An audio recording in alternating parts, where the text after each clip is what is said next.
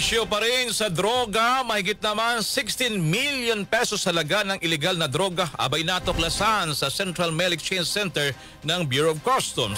Kasama mo sa balita, Radyoman Chill Empredo. Chill! RNN Live Report! Radyoman Elmar, Radyoman Rod, naharangan ng Bureau of Customs o BOC sa Ninoy Aquino International Airport ang tangkang pagpalusot ng droga sa pamamagitan ng Central Mail Exchange Center sa Pasay City. Ayon sa Bureau of Customs, ito'y matapos matuklasan ng mahigit 16.32 million na halaga ng droga sa ilang inabandonang parcel. Kabilang sa mga kinumpiska ng NAIA Interagency Drug Interdiction Task Group at PDEA ang 858 grams ng kush o high-grade marijuana na nagkakahalaga ng 1.2 million pesos.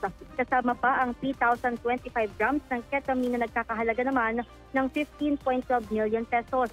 Ang dalawang parcel ay naglalaman ng kush mula Estados Unidos at Thailand na kapwa itinago sa mga karton habang nakalagay sa 5 plastic bag ang ketamine na galing naman sa Poland na itinago sa loob ng isang coffee maker. Samantala, agad namang na-turn over ang parcel sa Philippine Drug Enforcement Agency para sa kaukulang investigasyon habang wala pa rin nag-claim ng naturang parcel hanggang sa ngayon.